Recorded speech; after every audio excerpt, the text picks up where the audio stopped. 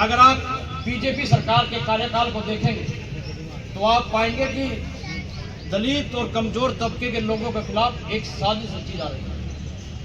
और ये साजिश कब रची गई? 6 महीने पहले जो मुख्य चुनाव आयुक्त है उसकी नियुक्ति में देश का प्रधानमंत्री, देश का नेता प्रतिपक्ष और इस देश का सबसे बड़ा संवैधानिक पद का संरक्षक चीफ जस्टिस ऑफ इंडिया बैठा करते थे। लेकिन मोदी जी ने उस 3 सदस्यीय कमेटी से चीफ जस्टिस ऑफ इंडिया को बाहर कर उसकी जगह इस देश के गृह मंत्री अमित शाह को शामिल कर लिया। और जब विपक्ष के लोगों ने इसका विरोध किया कि भाई अब तो आपकी 2 वोट हो गई, आप लोग ही बनाएंगे, वो आपका कहना मानेगा, तो नेता प्रतिपक्ष के पास तो 1 वोट रह गई। और जब इस देश की लोकसभा के अंदर इस बात को विपक्ष ने उठाया, शोर मचाया, तो 143 सांसदों को बाहर निष्कासित कर दिया लोकसभा से और ये कानून पास कर दिया। और क्लॉज 116 के तहत मुख्य चुनाव आयुक्त को इतनी पावर दे दी कि भाई चीफ जस्टिस ऑफ इंडिया भी उस पर मुकदमा दर्ज नहीं कर सकता, राष्ट्रपति मुकदमा दर्ज नहीं कर सकता, उसके खिलाफ कहीं एफआईआर नहीं हो सकती। इतना ताकतवर बना दिया। और उसने उस ताकत का फायदा उठाते हुए जब एसआईआर शुरू किया, स्पेशल इंटेंसिव रिवीजन स्टार्ट किया, तो करीब दलित और कमजोर तबके के करीब 65 लाख वोट पार किए। क्योंकि बाबा साहब डॉक्टर भीमराव अम्बेडकर ने हमें वोट का अधिकार दिया और सबसे पहले इन्होंने वोट के अधिकार को छीनने का प्रयास किया, उस पर चोट मारी और ये कहा, सुप्रीम कोर्ट ने कहा कि भाई जो 65 लाख लोगों की वोट काटी है वो डालो अपने पोर्टल पे, जो आपका वोटर्स पोर्टल है उस पर डाल दीजिए। नहीं डालेंगे, नहीं दिखाएंगे। मतलब तानाशाही तरीके से चला रहे इस देश को, किसी की कोई सुनवाई नहीं। और अभी हमारे देखिए, जब चीफ जस्टिस ऑफ इंडिया ने इस देश के बहुजन के हित में, इस देश की एकता अखंडता बनाए रखने के लिए अपने निर्णय देने शुरू किए, तो उसके विरोध में एक मनुवादी प्रवृत्ति के व्यक्ति ने उन पर हमला करने की कोशिश की। ये सीजीआई पर हमला नहीं है, इस देश के उन तमाम दलित और कमजोर लोगों के ऊपर हमला है जो इस देश को मजबूत बनाना चाहते हैं। तो मेरी आप सभी से विनती है, ये छोटी घटना नहीं है। दूसरी घटना, उत्तर प्रदेश के अंदर रायबरेली में हरिओम वाल्मीकि जी को पीट कर मार डाला। इतने निर्लज लोग हैं ये, और बोल रहे हम बाबा के आदमी हैं। तो ये हालात क्या हो रहे हैं इस देश के अंदर? आज जागने का समय है, बाहर निकलने का समय है। अब ये घटनाएं चली रही थी कि दलित और कमजोर तबके से करोड़ों में कोई एक आईएएस आईपीएस बनता है। कितना समय लगता है आईपीएस बनने में, आईएएस बनने में, और वो भी इतनी बड़ी पोस्ट पे, एडीजीपी रैंक का अफसर। ऐसी परिस्थितियां पैदा की गई कि जो व्यक्ति आईएएस आईपीएस होता है वो बहुत इंटेलिजेंट होते हैं, आम आदमी तो बन नहीं सकता। तो किन परिस्थितियों में उसको इतना बड़ा कदम उठाना पड़ा, अपनी जान समाप्त करने का कदम उठाना पड़ा, तो ये छोटी बात नहीं है। तो ऐसे में हम सब का ये नैतिक और संवैधानिक फर्ज बनता है कि हम सबको आपसी मतभेद बुलाकर, आज सब ने आपसी मतभेद बुलाकर एक होने का किया है, भाई कृष्ण कुटेल जी। तो मैं सबको ये कहता हूँ कि भाई आगे से एक कॉल आए तो हजारों लोगों को आना चाहिए। तो इन्हीं शब्दों के साथ मैं अपनी वाणी को विराम देता हूँ। अपने न्याय की मांग करेंगे। आज सरकार के खिलाफ जो सरकार आज पूरा लोकतंत्र को हत्या करने में लगी हुई है, और अपना इस सरकार के विरुद्ध जो हमें न्याय की अपेक्षा है वो अपेक्षा हमें न्याय नहीं मिल पा रहा। चाहे वो बात ले लो सीजीआई हमारे मुख्य न्यायाधीश की, चाहे वो बात लो हरिओम वाल्मीकि जी की, और चाहे वो हमारे आईपीएस वाई पूरन सिंह जी की बात हो। तो हम बात करते थे न्याय की, हमें न्याय चाहिए। तो न्याय के लिए हम सब लोग एकत्रित होकर अपने इस मांग को उठाएंगे। और आज भाई साहब के नेतृत्व में, खान जी के नेतृत्व में हम डीसी साहब को ज्ञापन देंगे राष्ट्रपति के नाम पर। और मैं सभी साथियों को बात को बताना चाहता हूँ कि हम हमारी कांग्रेस पार्टी और हम सभी संविधान को बचाने के लिए हम हमेशा आपके साथ हैं और अपने परिवार के साथ हैं। धन्यवाद। आज आपको जरा भी अंदाजा है कि ये समाज किस दौर से गुजर रहा है। आज हमें क्यों आवश्यकता पड़ी यहाँ पर एक बार फिर इकट्ठा होने की। मैं आपको सीरीज और इवेंट्स गिनवाता हूँ तो आपको पता चलेगा कि दरअसल ये समाज किस प्रकार से इसको प्रताड़ित किया जा रहा है और किस दौर से हम लोग गुजर रहे हैं। एक इतने बड़े ओहदे पर एडीजीपी पद पर पहुंचने के बाद, additional director general of police, DGP के बाद ये दूसरे नंबर का पुलिस महकमे में पद आता है। वहां पर एक दलित युवक पहुंचता है और उसके बाद भी उसके साथ जातीय भेदभाव होता है। ये जातीय भेदभाव इस कदर मनुवादियों की नसों में पहुंच चुका है कि आज उसका खामियाजा हर दलित व्यक्ति को भुगतना पड़ रहा है। आरएसएस के 100 साल हुए और ये वही मनुवादी सोच हर व्यक्ति के भीतर पहुंच चुकी है। इतने बड़े पुलिस के महकमे में पहुंचने के बाद भी यदि उनको जातीय भेदभाव का सामना करना पड़ता है तो इसके कहीं ना कहीं जिम्मेदार खुद हम लोग हैं। हम लोग इसलिए हैं क्योंकि हम किसी का खून बहता देख हमेशा चुप रहते हैं, आवाज उठाते ही नहीं। हरिओम वाल्मीकि रायबरेली में क्या हुआ? पीट पीट कर उसकी हत्या कर दी गई, खून बहता रहा, उसकी गर्दन पर पैर रख के उसको कुचलने का काम किया गया। क्यों? क्योंकि तब भी हम चुप थे। बात केवल यहाँ तक नहीं है, CGI chief justice of India, संवैधानिक पद, सबसे बड़ा पद है ये संविधान में, उन पर भी जूता उछाला गया क्योंकि वो दलित समाज से आते हैं। एक दलित समाज का व्यक्ति यदि सीजीआई बन जाए, एडीजीपी बन जाए, तब भी उनके साथ जातीय भेदभाव हो और आप खड़े हुए तमाशा देखते रहे। क्योंकि आप लोगों के भीतर खून नहीं, पानी बह रहा है और पानी तो भैया बहता ही है, खून नहीं बहता। अगर खून बह रहा होता तो आप हर मूवमेंट पे उठ के अपनी आवाज उठाते। और बात केवल इतनी नहीं है, क्या हुआ राजस्थान में? 12 साल का दलित बच्चा था, नंगा करके नचाया गया। राजस्थान की एक और घटना है, एक छोटा बच्चा बच्ची से पानी पीने लगा, दलित समाज का था, तो खुद प्रधानाचार्य प्रिंसिपल ने पीट पीट कर उसको मौत के घाट उतार दिया। यानी पढ़े लिखे लोग जो खुद को प्रधानाचार्य बोलते हैं, अध्यापक बोलते हैं, वो एक छोटे बच्चे को इसलिए पीट पीट कर मौत के घाट उतार देते हैं क्योंकि वो पानी पी रहा था। और मध्य प्रदेश में क्या हुआ? मध्य प्रदेश में एक आदिवासी दलित पर चेहरे पर पेशाब किया गया। उड़ीसा में क्या हुआ? आधा गंजा करके उनको पहले 2 युवकों को आधा गंजा किया गया क्योंकि वो दलित समाज से थे। उसके बाद उनको नाली का पानी पिलाया गया, उनको घास खिलाकर घुटनों के बल चलवाया गया। ये सब हो रहा है। और केवल इतनी बात नहीं है, ये पीड़ा आज ओबीसी समाज भी सह रहा है। मध्य प्रदेश में क्या हुआ? यादव कथावाचक, आप भूले तो नहीं है टावरी घटना? यादव कथावाचक के साथ क्या हुआ? पहले गंजा किया गया, बाद में महिला के पेशाब से शुद्धिकरण किया गया। इनको लगता है कि महिला का पेशाब दलित समाज के लोगों से भी पवित्र है।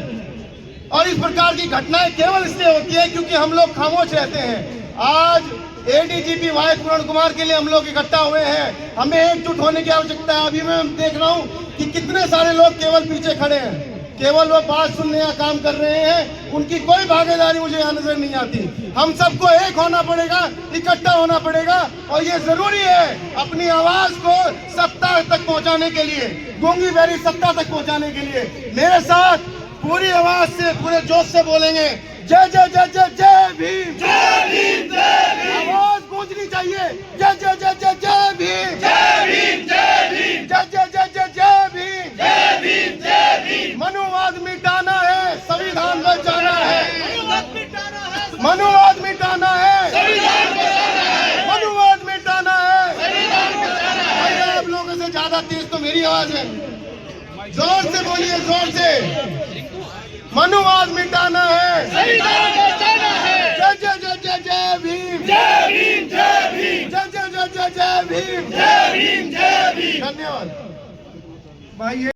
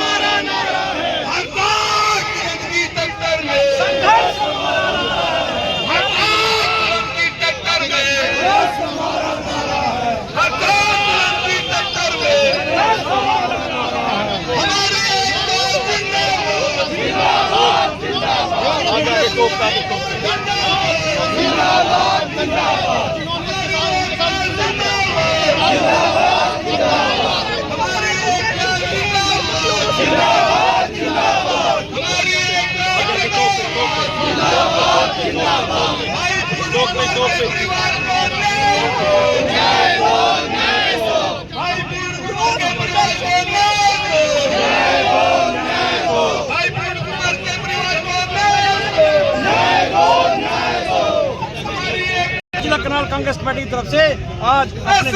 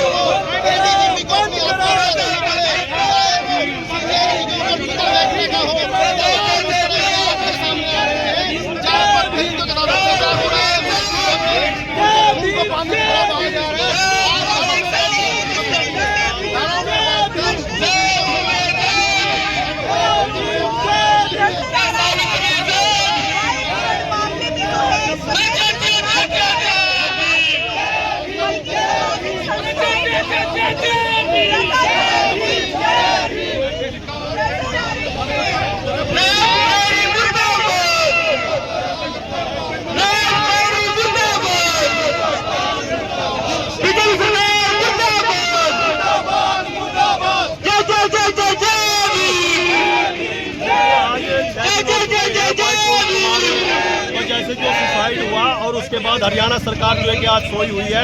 हरियाणा सरकार ने किसी भी प्रकार की कोई कार्रवाई ना करते हुए जो है कि आज दलितों को जो मजबूरन सड़कों पर आना पड़ा। आज हम जो है कि न्याय मांगने के लिए जो है कि सड़कों के ऊपर है कि दलितों के ऊपर जो है कि ये जुल्म जाति जो अत्याचार दिन प्रतिदिन होते हैं तो ये ना हो। और वाई पूर्ण कुमार ने जो है कि इस अत्याचार को जो है कि 5 साल तक जो है कि वो घेरने का काम किया है और अंत में आकर के उन्होंने सुसाइड किया और उनकी मौत बड़े समूह को दबाने की कोशिश कर रहे हैं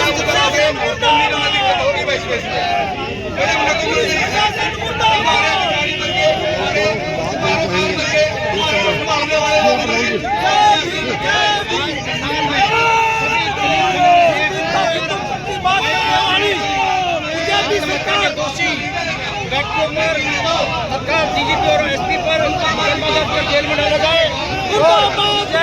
फेंकने वाले व्यक्ति के खिलाफ राष्ट्रीय सुरक्षा किया जाए और इसके अंदर एक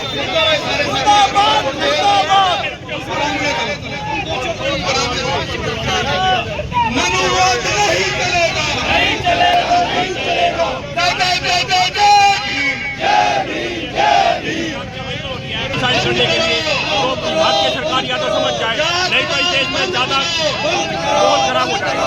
नहीं चलेगा, नहीं चलेगा, नहीं चलेगा, मनुवाद नहीं चलेगा, नहीं चलेगा, नहीं चलेगा। हरियाणा सरकार मुर्दाबाद, मुर्दाबाद, मुर्दाबाद, मुर्दाबाद, मुर्दाबाद, हरियाणा पुलिस मुर्दाबाद, मुर्दाबाद, मुर्दाबाद, हरियाणा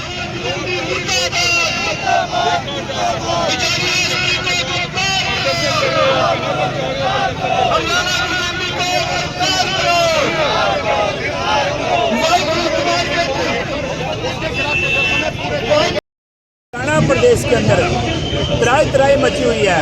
एक आईपीएस अधिकारी जो आईपीएस रैंक का अधिकारी जो हमारे समाज का कि जो आत्महत्या होने पर मजबूर हो गए, उनको भी उनकी डेड बॉडी आज 5-6 दिन से वो मर्चरी हाउस में रखी है। उनको पोस्टमार्टम तक भी और हत्यारे को गिरफ्तार करने का सबसे पहले तो SC/ST एक्ट के तहत हत्यारे को गिरफ्तार करना चाहिए। और जैसे प्रदर्शन ये तो अभी शुरुआत है। अगर 48 घंटे का जो अल्टीमेटम हमारे 31 मेमोरी कमेटी ने दी हुई है, अगर वो उनके ऊपर सरकार नहीं होती है तो ये आंदोलन बहुत बड़ा रूप धारण करेगा और गली गली में चप्पे चप्पे पर सर्व समाज की ओर से बहुत बड़ा आंदोलन होगा। हर पार्टी, चाहे इंडियन नेशनल लोकदल हो, चाहे कांग्रेस हो, चाहे कोई भी पार्टी हो, हर पार्टी इसमें सर्व समाज में मिल करके हमारे IG पूर्ण कुमार जी को न्याय दिलाने का काम करेंगे।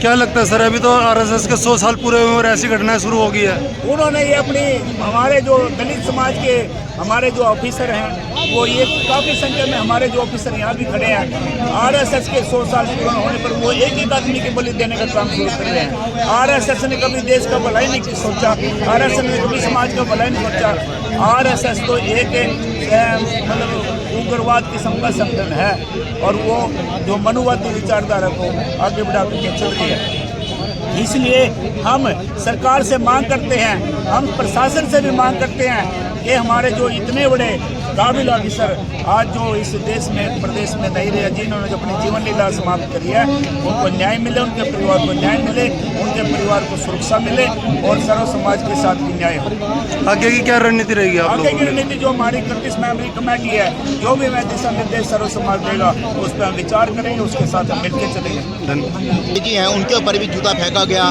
क्या लगता है आपको, क्या कहना चाहेंगे? मैं ये कहना चाहता हूँ कि चीफ जस्टिस जो कि हमारे राष्ट्रपति के माध्यम की पावर रखते हैं और पूरे देश को न्याय देने का काम करते हैं चीफ जस्टिस, अगर उन्हीं के ऊपर जूता उठाकर फेंकने का अगर काम करते हैं तो वो संविधान की एक मर्यादा के खिलाफ है। मैं ये समझता हूँ कि जब सीजीआई के ऊपर जूता उठाने का काम है तो समझ लो कि ये संविधान के ऊपर जूता उठाने का काम है। ये इस तरीके की जो मनवादी सोच के जो व्यक्ति हैं ना, ये देश के अंदर एक अलग किस्म की भावना पैदा करना चाहते हैं लोगों के अंदर, मतलब लोगों में जातिवाद का मतलब जहर घोलना चाहते हैं ये, कि ताकि जातिवाद का जहर घुले और इस तरीके के मनवाद और मनुस्मृति देश के अंदर लागू हो। लेकिन मैं ये कहना चाहता हूँ कि देश के लोग और इस देश और प्रदेश के लोग बड़े अच्छे सूझवान हैं कि आज भी पूर्ण कुमार जी की डेथ आज 7 दिन होने के बावजूद भी मैं ये कहना चाहता हूँ कि सरकार के अंदर मनवादी सोच के जो अधिकारी जो लोग बैठे हैं उनको छोड़ने के बाद, लेकिन आज देश के अंदर दूसरी जाति के लोग भी आज उनके जो सुसाइड जो केस है उस पर बड़े आहत हैं। 85% जो है वो दलित, पिछड़ा, जाटा और समाज है, ऐसे में 10% जो है मनुवादी समाज है। क्यों 10% मनुवादी समाज जो है वो दूसरे जातियों पर हावी हो रहा है? उसका मैं कारण समझता हूँ कि जैसे हमारे एडीजीपी साहब वो एक अम्बेडकरवादी सोच के व्यक्ति थे, उनके अंदर अम्बेडकरवादी सोच और कार्यशैली और उनकी जो विचारधारा थी वो कूट कूट कर भरी हुई थी। उन्होंने कभी भी अपने सिद्धांतों से कोई समझौता नहीं किया। और ये मैं कहना चाहता हूँ किसी भी विभाग के अंदर काम करने वाला कोई भी कर्मचारी अपने अगर सिद्धांतों से समझौता करेगा वो हमेशा जो मतलब कहीं ना कहीं प्रताड़ित होगा। लेकिन मैं ये कहना चाहता हूँ कि हमारे पी कुमार जी ने, पूर्ण कुमार जी ने अपने सिद्धांतों से कहीं कोई समझौता नहीं किया और आज यही कारण है कि उनको आज अपनी शहादत देनी पड़ी। और जी क्या कुछ कहना चाहोगे आप भी अपने जीवन के कुछ तजर्बे जो आज इस तरीके के आक्रोश जो है लोगों के अंदर देखने को मिल रहा है? ये बार बार बोला जाता है कि संविधान लागू हुआ है, संविधान लागू हुआ है। मेरे हिसाब से अभी जब से देश आज़ाद हुआ बाबा साहब का संविधान लागू किया ही नहीं। क्यों नहीं लागू हुआ? क्योंकि जो schedule caste, schedule tribe, backward जिनकी वो जो जिस जगह पे पहुंचना था, जजिस वाली जगह पे पहुंचना था, जहां लोगों को इंसाफ दिलाना था, वहां उस कैटेगरी के लोग नहीं पहुंचे। एक ही कैटेगरी के बोलते भाई भतीजावाद, भाई भतीजावाद। तो आप इसमें देखिए कि पूरी एक लाइन से ही बने हुए।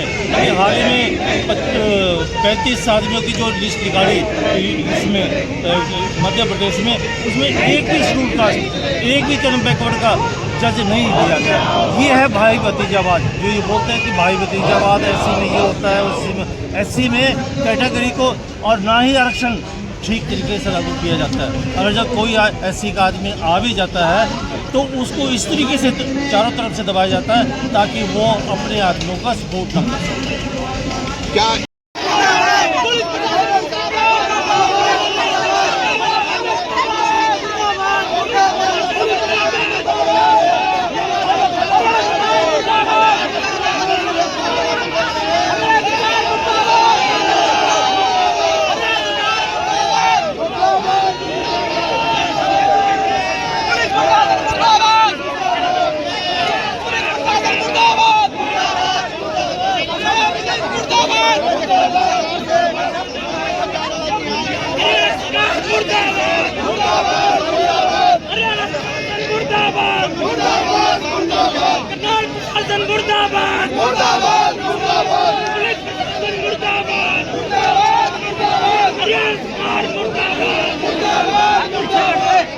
पीछे नहीं हटने तो मरना पड़ेगा। चलो एक कदम भी पीछे हटेंगे।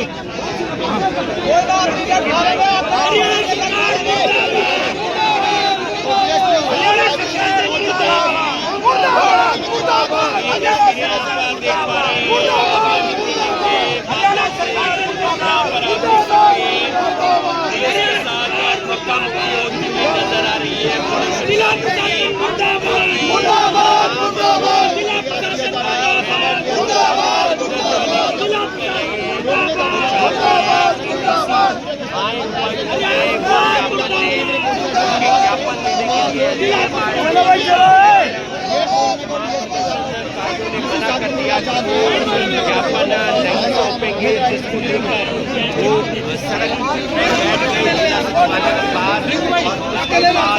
आपका बड़ा होना यहाँ पर पुलिस की तरफ से आपका बड़ा होना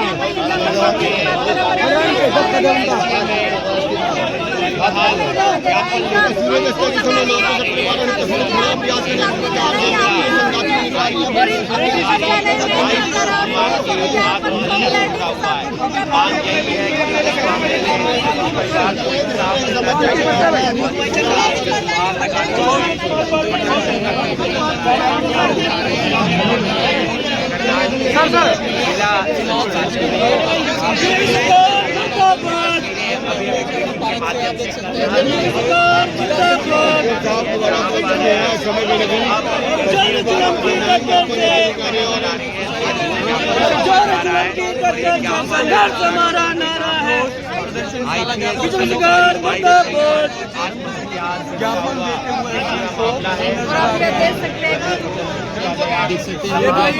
बहुजन समाज पार्टी के लोग रामदास करणवाल जी रामदास जी बहुजन समाज पार्टी आगे हो गई।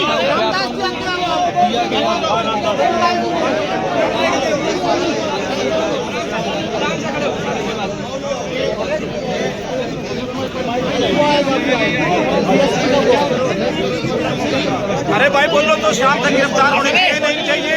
क्या पता है अपना? अरे शाम तक गिरफ्तार होने चाहिए दोषी। किसी साहब आगे गए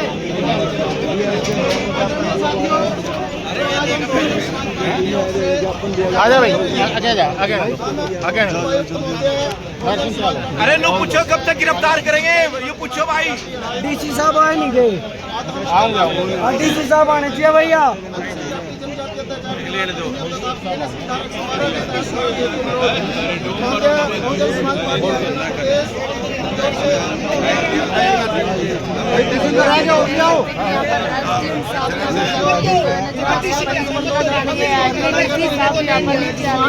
अरे यू कह रहे थे डीसी साहब आने लग रहे हैं।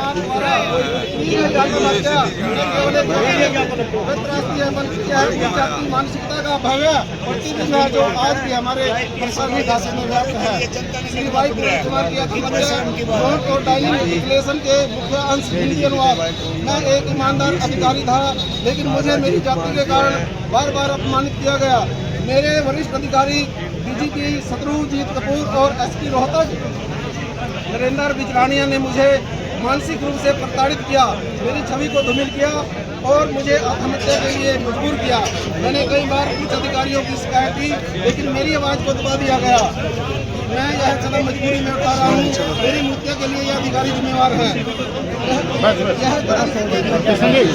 है।